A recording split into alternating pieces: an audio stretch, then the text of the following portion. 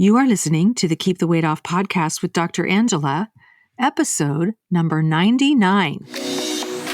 Welcome to the Keep the Weight Off podcast, where we bust all the dieting myths and discover not just how to lose weight, but more importantly, how to keep it off. We go way beyond the food, and we use science and psychology to give you strategies that work. And now your host, Dr. Angela Zechmann. All right, everyone, welcome back to the podcast this week. As promised, this week is part 2 of my interview with Dr. Ashley Gearhardt. As a reminder, Dr. Gearhardt is an associate professor of psychology in the clinical science area at the University of Michigan. She received her PhD in clinical psychology at Yale University with training on the underpinnings of both excess food and alcohol consumption. Dr. Gearhardt currently investigates the contribution of reward dysfunction, in other words, craving and liking, to eating-related problems across the lifespan. She uses a multi-method approach to explore the factors that contribute to problematic eating behavior. These factors can be neurobiological, meaning actual brain chemistry. They can be behavioral factors, meaning the things that we do, or there can be psychological factors involved. Dr. Gearhardt also investigates the role of addictive processes in compulsive overeating and is the director of the Food Addiction Science and Treatment Lab, which is also known as the FAST Lab, at the University of Michigan in Ann Arbor. As a pioneer in the field of food addiction, she created the Yale Food Addiction Scale, which has been cited over 1,000 times and has been translated into over 10 languages. Her research has received funding from the National Institutes of Health and the American Heart Association.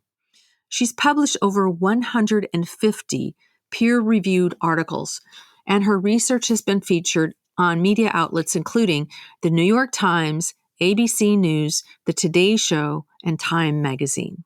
Last week, we heard part 1 of this interview, and today we'll step into part 2, where we talk about the addictive potential of sweeteners, and we discuss some of the research she is doing at the FAST Lab, among other things. So without further ado, here is part 2 of my interview with Dr. Ashley Gearhardt. Okay, I want to ask you a question that I get asked all the time, and I don't know the brain research answer to this. So I don't know if you've done any research on this or not. What about sugar substitutes? Do they create the same dopamine hit that sugar creates? That is a great question. Totally. And it is one that I would say we scientifically don't fully know the answer to. The research on this has still been pretty limited. I'll tell you how I think about it in my own life. And that generally my big asterisk is I want more science. But I myself am really skeptical of artificial sweeteners, and I try to avoid them if at all possible. So we see that they do seem to spike dopamine when they hit your tongue, and that they don't, in your gut, we kind of see there's two bursts of dopamine, 2 major ones when you're consuming these foods. The first is when that smell taste moment, that when you're smelling it, you get that first taste on your tongue, that there's a burst of dopamine. And then later when it gets processed in your gut and then gets into the bloodstream and then goes through the blood-brain barrier, that you get a second. With the non-nutritive sweeteners, it isn't doing necessarily anything in the gut at that moment, but you're still getting that same initial burst of dopamine in the tongue. Now, when we look at animal models where we have the most control over kind of what they eat and how, one of the most striking things I think in this work that I found is that one of the ways we knew nicotine was addictive is we would have these animals choose between nicotine or cocaine. And cocaine was a much stronger reinforcer than nicotine. The animals would choose cocaine about 80% of the time, but they would still choose nicotine 20% of the time, and they would work to get nicotine. Sugar versus cocaine, 80% of the time they'll choose sugar over cocaine. So just to speak to the reinforcing that power of does sugar. not surprise me. No. And the same thing is true when it's an artificial sweetener. 80% of the time, the animal will choose the non-nutritive sweetener over cocaine. Yeah, So that when doesn't I think surprise of me that, either. as power, I am really concerned about that. And then, there's more and more research that's coming out about potential concerns about how it impacts our gut microbiome, which we don't fully understand yet, or inflammation processes, which we don't fully understand yet. And then it can kind of prime you for that desire, and then your gut never gets the payoff. So it maybe keeps you kind of stimulated to be hitting that like sweet fix.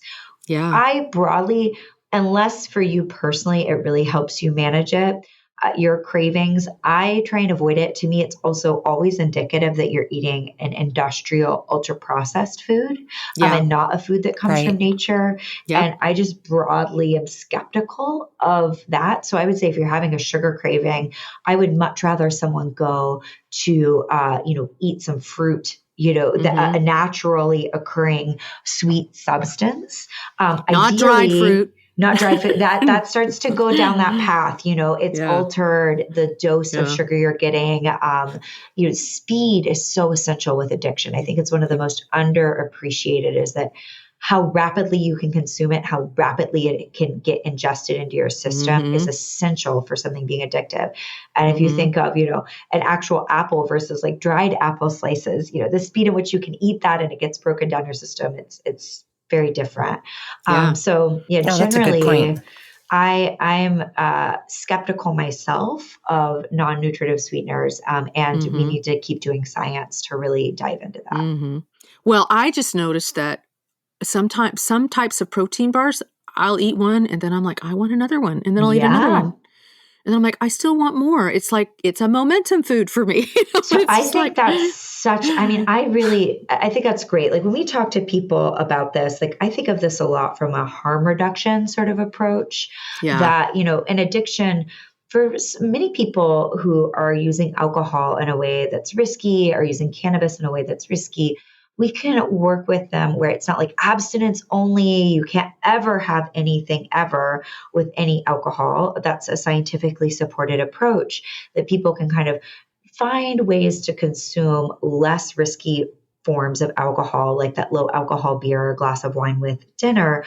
But that they're maybe never going to be able to find a way to drink Bacardi 151. It's just too powerful.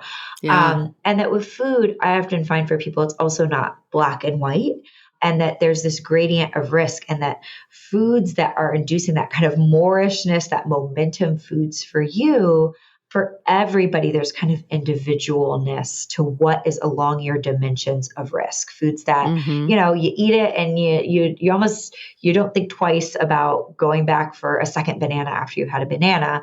And then there might be foods that for you, you find that it just has that sort of pull, and attending to that for yourself and your own personal risk factors, I think is really important. Yeah. Well, I used to sell these types of protein bars in my clinic as a way to aid people in getting over sugar cravings and stuff. And then I realized that the people who were continuing to struggle were the people who were regularly coming in and buying those things. And then I heard about that study that was done at NIH in the metabolic lab where they had people eating processed food for 2 weeks, and then they had people eating natural food for 2 weeks. Yeah. And that's how a really compelling they just study. Overate processed food, like they just didn't get the satiety signals the way they totally did right, with natural food. And then I was like, okay, I'm done. I'm not selling this stuff anymore. And my patients were all like, wait a minute, where's our protein bars? I'm like, sorry, no more. I know. And I feel you with that. Like, I think, sometimes, just if it's an industrially made food, I always approach it with skepticism, right now. And I think this is only even in the science world is something that's so new. Because I think forever we were just obsessed with specific macronutrients, and we weren't worried about whether the sugar was coming in a handful of berries or in a handful of jelly beans. We were treating it the same. And now we know that the package, whether it's these like real, nourishing, whole, naturally occurring foods that humans have been eating since our existence on this earth, versus most of these industrial ultra processed versions, which have, mostly started popping up since the late 1970s and 80s, which really important. That is when big tobacco got into the food game. Yeah. I just recently learned how much Philip Morris and RJ Reynolds have played a huge role in shaping processed food and the way we eat it and the way it's engineered and designed and marketed. Because when they started coming under heat for their addictiveness of the tobacco products, they diversified by buying companies like Kraft and General Mills. And so if we wouldn't trust them around tobacco, why would we trust them with the food that we eat? I know. Wow. Yeah. I see a future, and thanks to your work, in which there are labels on processed foods and in processed food restaurants, that say, this is dangerous, this will kill you. Yeah, we need warning labels for sure. Warning labels and high taxes and all of that. That's going to be 50 years down the line, maybe sooner. I don't know, but depends on the political will. But I wonder, what's Philip Morris going to do next? Yes, I know. It's like playing what whack-a-mole. else are they going to find? It's so true. But I agree with you. I mean, that's what compassion is like, self-compassion is one of the things I preach, is that it is like your biology wants this stuff because it's worried it's going to starve. And there's a $1 trillion industry that is using their know-how that they honed on things like cigarettes, that has been applied to our food environment. And and just getting the message of just, white knuckle it, you just use your willpower. It's harder than that for many people, especially if you have vulnerabilities. Like we're seeing food insecurity, especially when you were a child, not having enough to eat, not knowing where, not always knowing you were going to have enough food, really played a huge role in it setting people up. We're finding to be really vulnerable to the negative effects of binging and excessive eating, because you've really faced scarcity at different times in your life. Trauma, having a family history of addiction, depression, all these sorts of things can really increase your risk. And as long as the environment is this toxic, we really need there to be structural changes to give our interventions a fighting chance on a population level. Like we can all develop more skills and more armor to help ourselves navigate this really tricky environment and hold this compassion for ourselves and ask for accountability for the people who are making money off of an environment that is more about profits than it is about well-being. Yeah, I couldn't agree with you more. And they're purposefully working at getting children addicted at a very young age. And just as an example, a patient of mine was telling me she was doing really well, but she said, "Oh my gosh, I slipped last night." She said, "I had some cereal that I bought for my grandchildren." And I said, "What do you mean? What are you doing with cereal in your house?" And she said, "Well, it's for the grandchildren." She said it was Rudolph the Red-Nosed Reindeer cereal. And so the food industry she said it was down on the bottom shelf, right where the kids would see it. And it had Rudolph the Red-Nosed Reindeer on it. It was a beautiful package. And they had reindeer-shaped Cocoa Pops and little Christmas ornaments in there that they had designed. And there was some little kiddie games on the back of the cereal container. And I was just like, oh my God, I can't believe that they're doing this. And so I told her, I said, "I want you to go home and take a picture of this for me and send it to me. And then take a picture of the food label and take a picture of the company that makes it. And then throw it out." And so she sent me a video of her throwing it out. And she's like, "Sorry, Rudolph, my doctor made me do it." It's so true. We develop these associations that kids are such a target, and they have preferences. Kids generally have a much more intense sweet tooth than adults do, and teens do too. And that used to be evolutionarily beneficial because they were growing so much faster than adults and their brains were rapidly changing and they needed more energy, and our brain works on glucose, and so if you're a kid or a teen who's more motivated to go get that bushel of berries and to remember where they were and to eat them when you saw them, that was really going to be beneficial for you. Well, now the environment has turned it on its head, and now it's these sugary cereals, it's these sodas, it's all these foods, and sugar is just hidden in everything now, like ketchup and tomato soup and things you would never guess, because we are so vulnerable to it as a reinforcer. And so it is tricky. And we see that kids who have a family history of addiction, even if they themselves have never, they're 6, 7, they've never had an alcoholic beverage in their life, never smoked a cigarette in their life, that just inherently they have a greater preference for sugar than kids who don't have a family history of addiction. So that kind of addiction circuitry and that addictive risk that's transmitted probably genetically in part is setting you up to also be more vulnerable to the sweets that's in our food environment. The literature that I read said that it was particularly a paternal family history of alcoholism that was more highly correlated with a processed food addiction in the offspring. Is that your understanding of the literature? You're more familiar with this literature than I am. I would say we don't have a ton out there. We actually have found maternal in some of our studies to be stronger. Oh, really? Yeah, okay. I would say it's a little up in the air, and it probably also depends on in utero effects of what the mom ate or used substance-wise. So that's another pathway through which these things can potentially I didn't even think about that. Get transmitted through the maternal line. It could also be really impactful. When you look at animal model work, the in utero findings of what the mom is eating when pregnant, and then especially if the rat babies or the rat monkey or the monkey baby gets weaned onto a highly processed food diet themselves, that that really alters the reward circuitry that's so implicated in addictive disorders. And so I don't think we even really fully understand intergenerational effects of these diets and how they're playing a role, not just in addiction potential for foods, for these highly processed food substances, but also for other addictive substances. If that circuitry is being altered and sensitized, there's not really good reason to think that it wouldn't also increase vulnerability to things like alcohol and nicotine and cocaine. Wow. Yeah. Wow. Yeah. And when you think about the foods that pregnant women are eating these days, that's really scary to hear that too.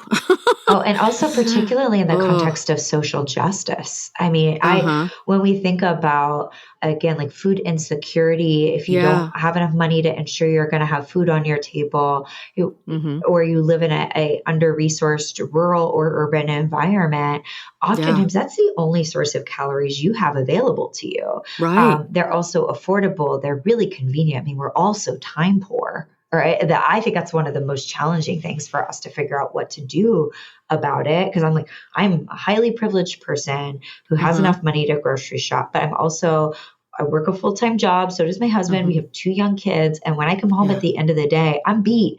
And to prep a meal from scratch, it's often more the time, the feeling of being time poor that really can push me towards that. Oh, should we just order takeout or throw the pizza in? Because, and that's, I'm not a single mom, working 2 jobs to make ends meet. I can only imagine. So we really know there's unequal access and greater targeted marketing to communities of color, to under-resourced communities. We all have to eat. This is really a justice issue. And we're starting to have more and more of a sense of the impacts of these foods, and the excessive weight gain causes damage to working memory systems that impacts your cognitive abilities, your academic abilities. So we should be protecting our most vulnerable children rather than allowing them to be aggressively marketed and targeted for these sorts of foods. Well, and there's the concept of these food deserts where, there's no place to go grocery shopping except for the convenience store where the gas station is, exactly. That's where they're getting their food, and so it's so tough for some people to eat properly. It just is. And it's expensive. It can be it can feel more expensive. Yep. So, yeah. Well, I wanted to ask you, so you have something called the FAST Lab, which is Yeah. the Food Addiction Science and Treatment Lab. And Yeah. I looked at some pictures online, and it's like a little restaurant that you have there. Yes. So I was just curious if you could tell us a little bit about that and the kind of research that you're doing there. And Yeah, my pleasure. I mean, it just looked like so much fun. Yeah, it is really fun. I always joke, I'm like, when I come downstairs and smell French fries cooking, I'm like, ooh, data. We're collecting data. So we have this lab that's really set up to look like a fast food restaurant. And we make our own cheeseburgers and French fries and milkshakes and all that sort of stuff in the lab. And I really got the idea from my alcohol research advisor, Will Corbin, who's now at Arizona State, who has this great bar lab. So that's another fun one to Google, because they found that when we were bringing people in to like a blank room, and giving them an alcoholic beverage, sometimes even give them, alcohol straight in an IV. And we'd be asking like, how do you feel? Even people who are really addicted to alcohol, they were like, I feel kind of sick and kind of tired. Like I'm not getting any of the buzzy, exciting, craving sort of sensations. And then we started to realize how important the cues and the context are to triggering that addictive pull. And so with alcohol, we really started to administer people alcohol and placebo, where people thought they were getting alcohol. I used to do this as a grad student, where people would be getting just a cranberry juice mixer and think they were getting a cocktail, and they would think they were drinking, so they would get a little bit more loose and be more talkative and more engaged. So what we found is like the cues and the context are really an essential component of the addictive process. And so I realized a lot of what we were doing around food is bringing people into kind of very blank industrial office sort of spaces, and then like putting a bowl of M&Ms in front of them and being like, eat an M&M. And then like, are you going to eat more? And it was such a kind of weird space that wasn't very ecologically valid. It really wasn't kind of capturing where a lot of people felt tempted. It didn't generalize that well to the real world. And so when I got hired at the University of Michigan, I'm so grateful to them that they, when they're asking me about building my lab, I was like, I want to build the food equivalent of a bar lab. And I want it to look like, a fast food restaurant. And I want to, I went to all these fast food restaurants to be like, what do we really recognize? What really sticks out? And I realized, like, man, the moment you pulled into the parking lot, you just got gobsmacked by the smell of the fried food. Before you even walked in the door, you were like salivating. And so we set that up. So we have our fryer and people can smell the French fries. And we will do studies, and we've seen that people eat, we'll randomize people into kind of that neutral space versus our environment. And people eat about 400 more calories in our fast food restaurant. And they crave a lot more, even though they don't actually report liking the taste of the food any better. Really? And so to me, it really speaks to this idea that as I think we develop our habits around food, it really in many times can stop being about how tasty it is, or really even how much we're enjoying the taste. We're almost on autopilot, right? And it's more about, I want more momentum. And I think that's helpful for people to realize that like our expectations are that we're getting blissed out and tons of pleasure. But a lot of times when we actually check in with people, they were like, it was just okay, but I still ate like 1,200 calories of it, right? And I think we realize an addiction, sometimes it's less about the pleasure and more about the wanting and the desire and the drive. And we think that, we know that the cues and the context that you're in plays a key role in triggering that. And so knowing what your cues, your context, and your triggers are can help equip you for knowing when you're vulnerable to that kind of momentum vibe. Oh, that is so interesting. Because for me, I just assumed it was just to get full. Like that was the drive, just to get full. Yeah, that is so interesting. It can be really like, so they've done these, studies with animals where it's called sham feeding, where they like essentially the food never even hits the stomach.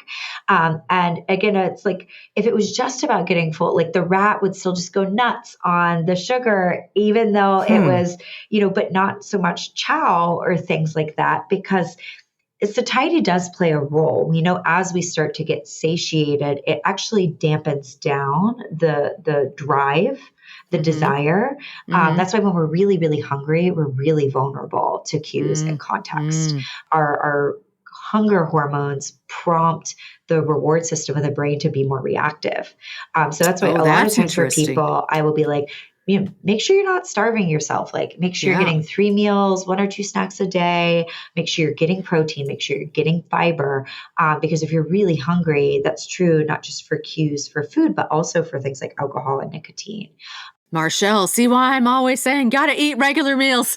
Yeah. That's when I make my worst decision, is when I'm really hungry. It's so true. So yeah, if it was just about satiety, we would just be, eating foods that were more satiating. A lot of those are things like nuts or, chicken breast, but we kind of want those foods that are giving us that like great big hit, the speed, you're getting that hit and the desire for more. So that's really key. Yeah, that's so interesting. Now, so I have a question for you then. This whole intermittent fasting craze that people have going on, where they're like going all day without eating, and then they allow themselves a fasting window, whether it's 4 hours or 6 hours or 8 hours.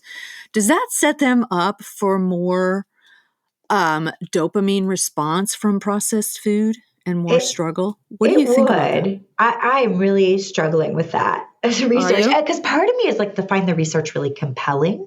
For some people, I don't think we know the vulnerabilities for whom is it particularly, we know not one size fits all. Right. And that I don't think in any of those studies anyone has ever looked at like people who have that more addictive pull and says, for you, how does this work? I would be concerned for people who are particularly prone to binging or addictive eating, that might be a little riskier for them. But again, we don't have the science yet. I do think sometimes, my one caveat where I'm like curious about it is that we used to, like for alcohol, for example, we've got these very kind of stringent kind of cultural norms about what times of day it's appropriate to drink or not. So kind of like, 5 o'clock is kind of the time that, if I was sitting here, drinking liquor while we were talking at, 3 o'clock, you guys would be pretty concerned about me. But if it was like 5:30 and I was like, oh, I'm having a glass of wine, the time of day changes. And so in some ways we see that when there's cultural norms and we kind of have set rules around when it is or is not okay to engage with something, it almost, the societal norms almost do some of the willpower for us. Yes. And so, now we have seen that every norm that there is around eating has been broken down, right? Yeah. Like I eat at my office desk, eat in the car, eat in front of TV, like that idea of sitting down and you don't eat sweets unless you've had a meal. Like all of these things have really disintegrated, in large part again due to marketing, like fourth meal from Taco Bell. And so again, it's not that people were like, I don't want this. And so I do always wonder whether intermittent fasting, where it's set up ahead of time, I think this reactive idea of like, oh, I ate really badly for dinner last night, so today I'm adapting this really restrictive approach. I think research suggests that is not beneficial. Right. Maybe if it is this more standardized way that is every day and is almost like a habitual pattern, so your body knows when to expect and when not to expect food, it might help certain people just almost like the blinders are up, where, that bottle of wine in my kitchen at 10 in the morning doesn't have appeal, but at like 6 p.m. it changes. The bottle didn't change, but the social norms about whether it was now permissible or not to consume that changed. Right. So I'm really curious about it. I think it could be harmful for some people. I think it could be really beneficial for some people. I think we need more science. Yeah, I agree. Well, I have lots more questions for you, but our time is up and I don't want to keep you past the time that you told me you were available. So I really, really appreciate all pleasure. Of this. I have so many more questions. Maybe in a few months we can do another podcast and I can ask the rest of my questions. I'd be happy to chat with you again. The questions you sent were really good, and there's so much to chat about in this domain. And we're really just hoping to equip people with more information, because again, we have to think like our biggest food educator in the world right now is the food industry. That is like confusing us with all these health halos and nutrition labels and things that is so hard to navigate. And so I hope this helps people meet themselves where they are and motivate themselves to find out what nourishes them and fits with their life. Yeah. Oh, thank you so much. I really appreciate it. Have a great day. My pleasure. It was so lovely to chat with you, Dr. Gearhardt. Thank you so much. My pleasure. Well, that's the end of our interview. I really feel like I could talk with Dr. Gearhardt all day. You all heard her say she'd come back on sometime. So if you have any specific questions for her, just send me an email with your question at drangela@journeybeyondweightloss.com. Also remember that if you need help dealing with processed food addiction and the disease of obesity, we are here to help you, and we are not going to judge you. So to join us in the Empowered Weight Loss membership, just go to journeyBeyondWeightLoss.com/yes, and we'll do everything we can to get you back on the road to lasting health. Have an awesome week, and we'll talk to you next week. Bye. Hey, if you really want to lose weight and keep it off for good, your next step is to sign up for Dr. Angela's free weight loss course, where you're going to learn everything you need to get started on your weight loss journey the right way. Just head over to journeyBeyondWeightLoss.com/free course to sign up. Also, it would be awesome if you could take a few moments and write a review on iTunes. Thanks, and we'll see you in Journey Beyond Weight Loss.